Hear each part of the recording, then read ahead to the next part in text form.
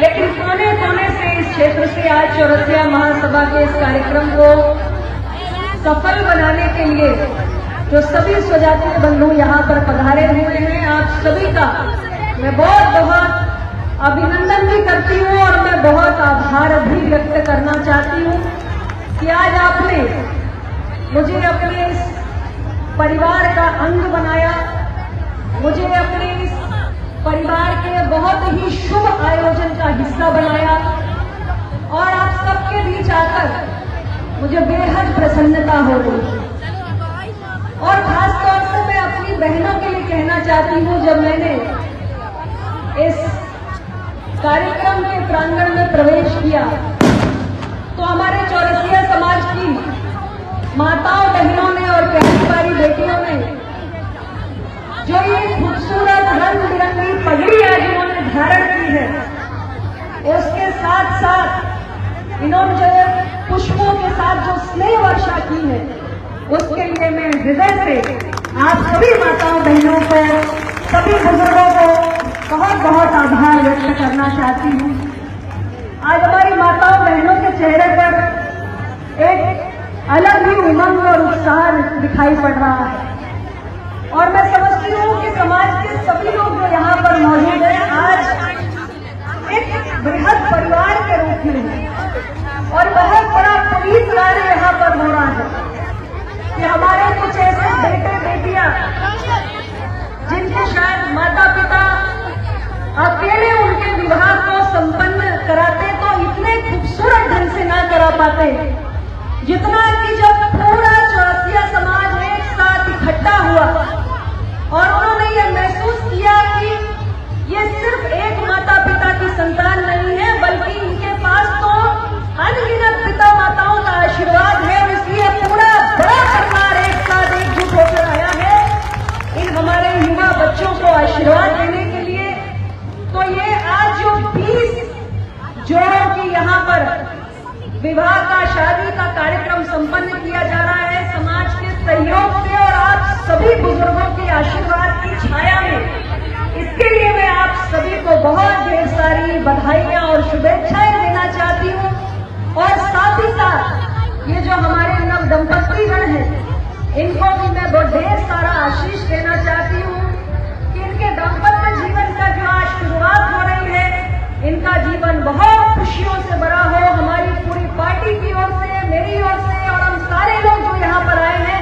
सबकी ओर से इन्हें ढेरों मंगल कामनाएं, बहुत ही खुशहाल समृद्ध इनका ये दाम्पत्य जीवन चले और आप सब इतने बुजुर्गों का, माताओं बहनों भाइयों का आशीर्वाद, जब इतने पूरे परिवार का आशीर्वाद मिल रहा है और इतने आशीर्वाद की वर्षा हो रही है, तो निश्चित रूप से आज जो ये मांगलिक कार्य यहाँ पर संपन्न हुआ है, इससे इनकी जो जीवन यात्रा शुरू हुई है वो बहुत ही खुशियां भरी होगी, ऐसा मुझे पूरी तरह विश्वास है। और ये बहुत बड़ा काम इस दृष्टि से भी है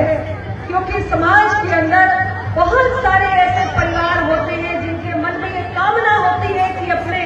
बच्चों की बहुत अच्छी वो शादी कर सके, उनका बहुत खूबसूरत तरीके से विवाह संपन्न हो, लेकिन उनकी अपनी आर्थिक परिस्थितियां ऐसी होती है कि वो चाह कर भी अपनी इच्छाओं की पूर्ति नहीं कर पाते। और ऐसे में जब समाज के लोग आगे बढ़कर आते हैं और ऐसे बेटे बेटियों को और ऐसे परिवारों को, ऐसे माता पिता को ये विश्वास दिलाते हैं कि वो अकेले नहीं है, बल्कि पूरा पूरा समाज उनके साथ खड़ा हुआ है, तो समझ लीजिए कि पूरे समाज के अंदर एकता के सूत्र में बंधने की एक श्रृंखला की शुरुआत हो जाती है। समाज एकजुट होता है, सब एक दूसरे का एक बहुत बड़ा सहारा बनते हैं और इस भावना से बड़ा और कुछ भी नहीं होता है। तो इस भावना का हम सभी को सम्मान करना चाहिए और मैं इस भावना के लिए आप सभी को बहुत धन्यवाद देना चाहती हूँ कि आप सब एकजुट होकर अपने समाज को यूं इस प्रकार मजबूती दे रहे हैं। ऐसे आयोजनों के बहुत सारे लाभ होते हैं। एक तरफ बहुत सारे युवक युवतियों का कल्याण होता है, एक अच्छे जीवन की शुरुआत होती है, उनके परिवारों को सहारा मिलता है। और अगर हम पूरे समाज के नजरिए से सोचें तो पूरे समाज की पूंजी की बहुत बड़ा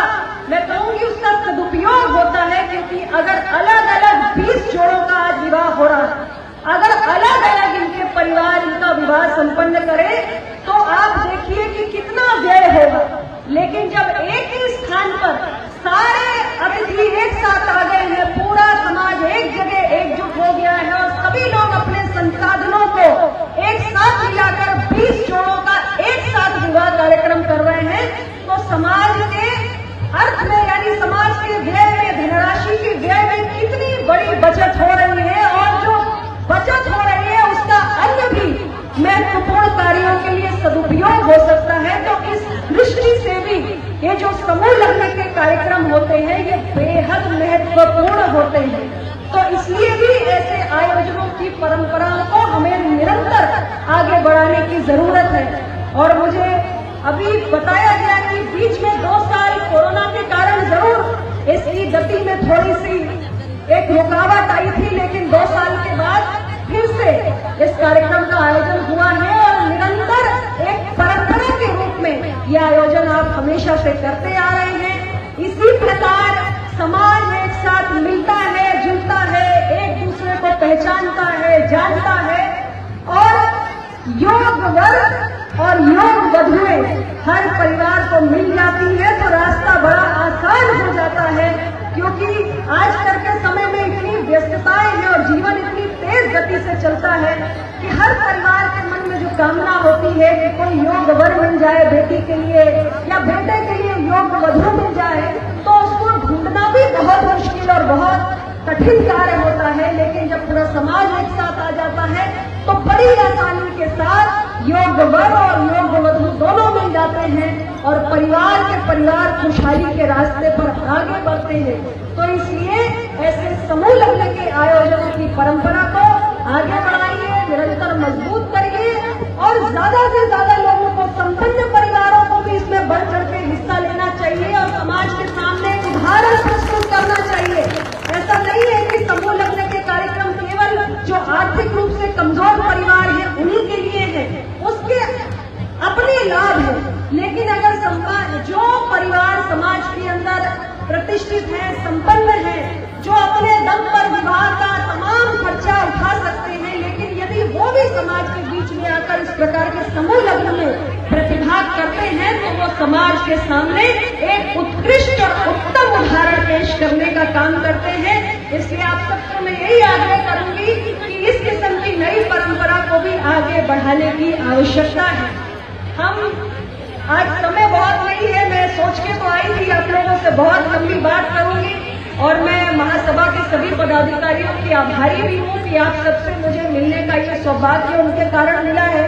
लेकिन मुझे यहाँ से झांसी पहुँचना है और मेरी ट्रेन है 1-1.5 घंटे के अंदर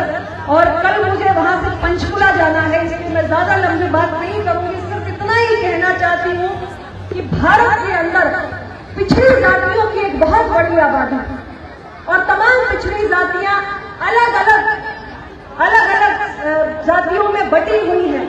लेकिन हम सबकी सामूहिक ताकत कितनी बड़ी हो सकती है इसका हम एहसास नहीं कर पाते हैं। और कोई भी समाज आगे बढ़े इसके लिए जरूरी होता है कि आप स्वजातीय स्तर पर भी एक साथ आए और जो तमाम हमारी दबी कुचली पिछड़ी जातियां हैं उनको राजनीतिक स्तर पर भी आगे आना चाहिए, क्योंकि जब वो एक साथ आएंगे तब उनकी जो बहुत बड़ी शक्ति है, बहुत बड़ी ताकत है, उसका एहसास उन्हें होता है। और किसी भी समाज की प्रगति का जो मार्ग होता है वो राजनीतिक प्रतिनिधित्व, राजनीतिक भागीदारी से ही आगे खुलता है, आगे मिलता है। और इसलिए एक साथ आकर सामाजिक कार्यक्रमों में आप भागीदारी करें, ये तो जरूरी है, लेकिन साथ में ऐसे भी मौके तलाशने चाहिए, ऐसे भी अवसर तलाशने चाहिए जब आप सब एक साथ बैठकर राजनीतिक रूप से भी चिंतन करें और राजनीतिक रूप से आपकी शक्ति का एहसास तमाम राजनीतिक दलों को कैसे हो,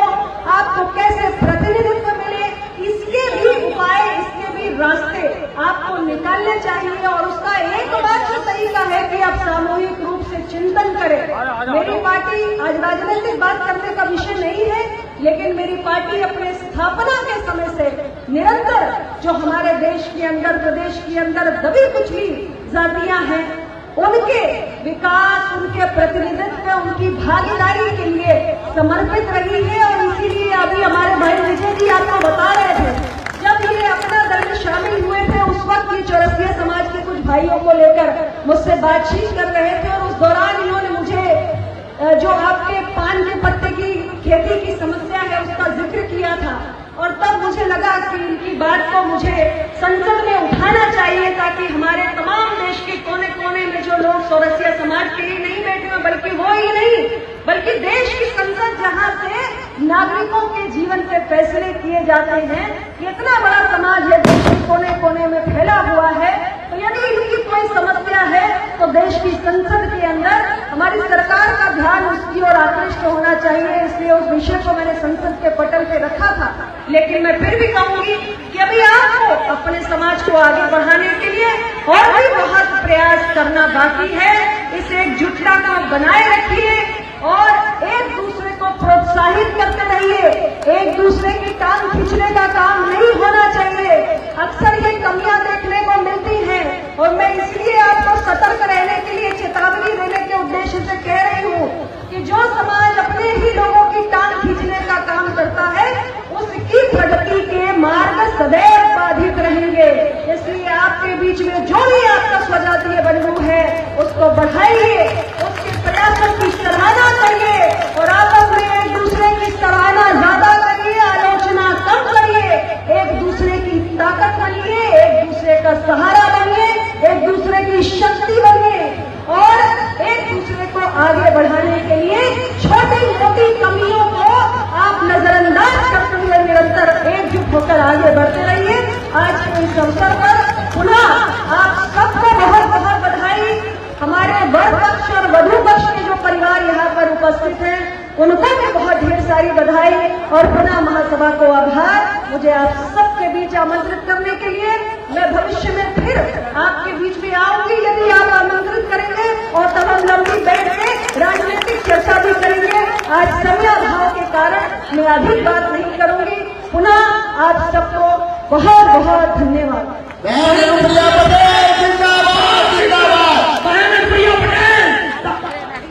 मैं इन शब्दों के साथ बहन अनुप्रिया पटेल का धन्यवाद देना चाहूंगा। कोई आदमी है तो हुआ कीजिए, कोई आदमी है तो हुआ कीजिए, वह आदमी